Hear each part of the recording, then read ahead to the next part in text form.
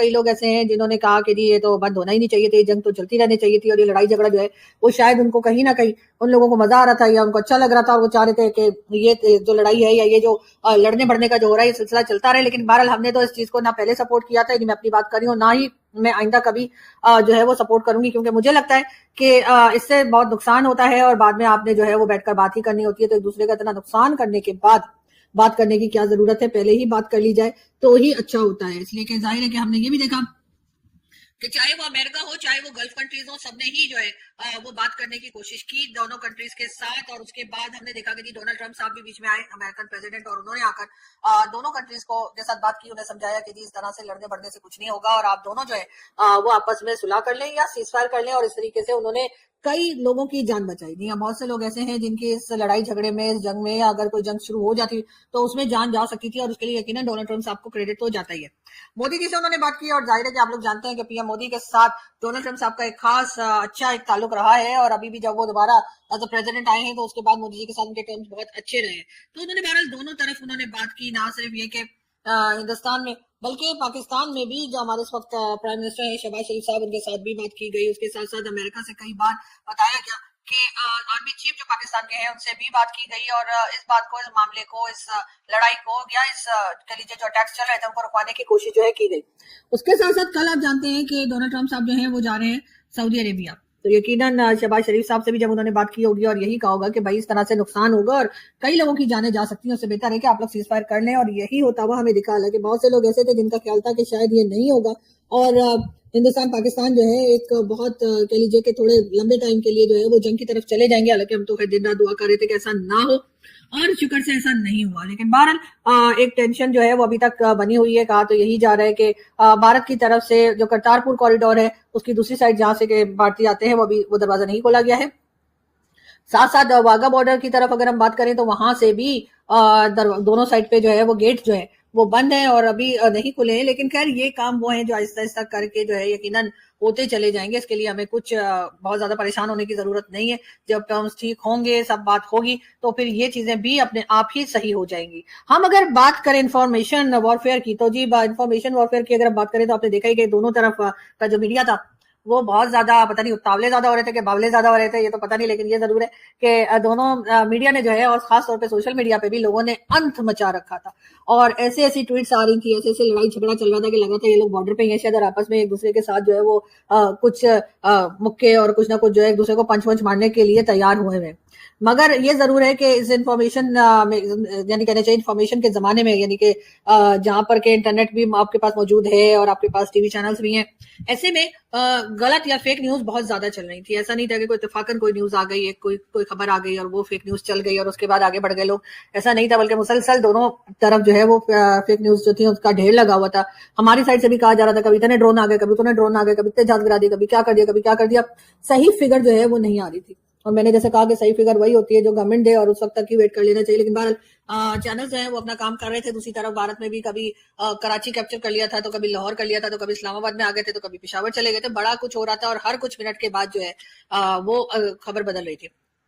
उसके साथ साथ कुछ लोग ऐसे भी थे जो कि कह लीजिए कि सोशल मीडिया के ऊपर आपस में लड़ रहे थे। बहुत ज्यादा लड़ाइयां हो रही थी, और यहाँ तक कि जिस वक्त सीज फायर का अनाउंसमेंट किया गया और कहा गया, तो कुछ लोगों ने तो एक दूसरे आपस में, यानी हिंदुस्तानी पाकिस्तानी जो बात कर रहे थे, उन्होंने एक दूसरे से ये भी कहा कि भाई मतलब अब फिर एक बोरिंग लाइफ शुरू हो जाएगी, और तुम्हारी वजह से जी बड़ा शुगल रहा और बड़ा मजा आया, और वरना बड़ा बोरिंग हो जाता है। बहरहाल ये चीजें भी चलती रही, लेकिन कहीं ना कहीं जाकर मेरा ख्याल है कि थोड़ा सा हमें एहतियात करनी चाहिए, स्पेशली ऐसे मामला में जहां पर के लड़ाई जंग की शक्ल इख्तियार कर सकती है। कि आपकी बातें, आपकी कही हुई चीजें, कई चीजें जो है वो मैं यकीनन, जैसे मैं कह रही हूँ कि मैं अप्रिशिएट करूंगी प्राइम मिनिस्टर शहबाज शरीफ साहब को भी और प्राइम मिनिस्टर मोदी को भी, कि उनकी वजह से ये जो अटैक्स थे, इसमें इन अटैक्स ने जो है वो शक्ल नहीं इख्तियार की, यानी कि जंग की तरफ नहीं गए, जो कि बहुत अच्छी बात है और होना भी नहीं चाहिए था। लेकिन लोगों को लग तो यही रहा था कि शायद हम जंग की तरफ चले जाएंगे या जंग की तरफ चले जाना चाहिए। ऐसे लोगों को मुझे यही कहना है कि भैया जीने दो, और जियो और जीने दो। लेकिन बहरहाल ऐसा होते होते मेरा ख्याल है बहुत से लोग जो है मेरे ख्याल है ऐसे को बड़े नाराज होंगे। जिस वक्त के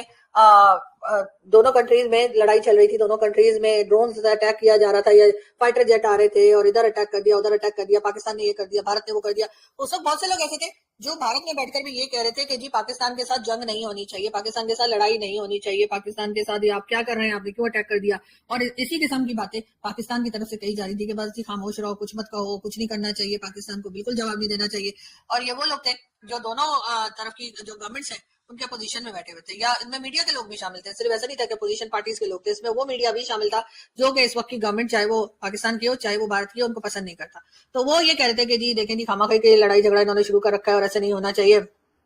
इस लड़ाई को रुक जाना चाहिए। वो जो कहते हैं ना कि जी मेरी मदर कहा करती थी, मुझे याद है मदर्स डे भी है, तो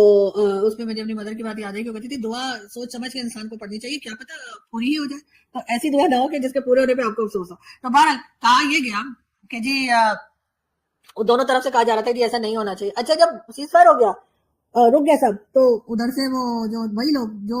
2-4 दिन पहले पीएम मोदी को कह रहे थे कि आप पाकिस्तान के साथ मत लड़िए, पाकिस्तान को अटैक मत कीजिए, पाकिस्तान के साथ काम को ठीक कीजिए, ये यहाँ पे रुक जाना चाहिए, वहाँ पे बिल्कुल लोगों की जाने जा रही है, मासूम लोग मर रहे हैं, कि कसूरवार मर रहे हैं, तरह तरह की बातें कर रहे थे। उन्हीं लोगों की ट्वीट शुरू हो गई कि मोदी जी को तो रिजाइन कर देना चाहिए, मोदी जी रेजिग्नेशन दें और जाए, मोदी जी ने सरेंडर कर दिया, मोदी जी ने ये कर दिया, मोदी जी ने पाकिस्तान को जीतने दिया। और यही हाल यहाँ पर था कि पहले तो कह रहे थे कि जी पहले कहा कि जी कुछ कहेंगे नहीं और ये बैठे रहेंगे, ऐसा हो जाएगा वैसा हो जाएगा, और उसके बाद जब बाकायदा पाकिस्तान ने वहां पर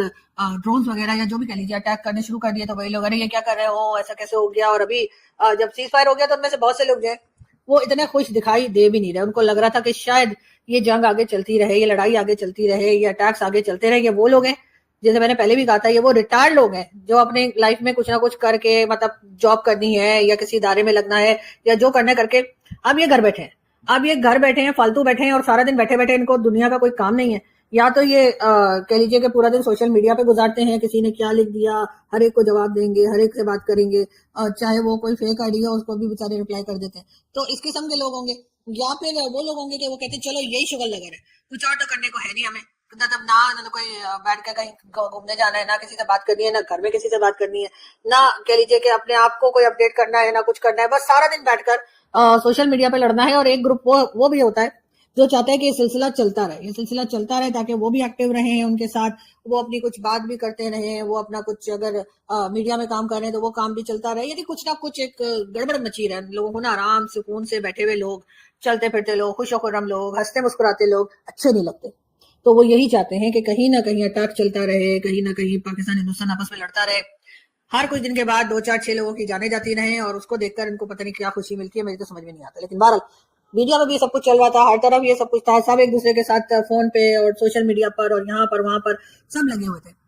दोनों ने एक दूसरे का मीडिया बंद कर दिया, भारत ने भी पाकिस्तान का यूट्यूब भी बंद कर दिया, ट्विटर भी बंद कर दिया, टीवी चैनल भी बंद कर दिया, ये भी बंद, वो भी बंद, वो भी बंद। पाकिस्तान में भी ऐसे ही चल रहा है, ऐसा नहीं कि पाकिस्तान कोई इस तरह की हरकतों में पीछे, पाकिस्तान ने भी यूट्यूब चैनल भी बंद कर दिए, पाकिस्तान ने टीवी चैनल तो पहले ही बंद कर दिया, उसके बाद ये भी बंद, वो भी बंद, ट्विटर ट्विटर सब, यहाँ पे भी ऑलमोस्ट वही हरकतें चल रही थी। यानी कि अगर देखा जाए तो कहीं ना कहीं जाकर हमारा डीएनए जो है वो एक ही साबित हो जाता है, क्योंकि हमारी हरकतें, हमारा लड़ना बढ़ना, हमारी एक दूसरे की टांग खींचना, एक दूसरे के ऊपर एलिगेशन लगाना, तकरीबन सब एक ही जैसे। लेकिन ये जरूर है कि अगर ये दोनों कंट्रीज आपस में ऐसे ही क्लैश चलता रहता तो जाहिर है कि बात बहुत बढ़ जाती और बहुत नुकसान हो सकता था। लेकिन यहाँ पर डेफिनेटली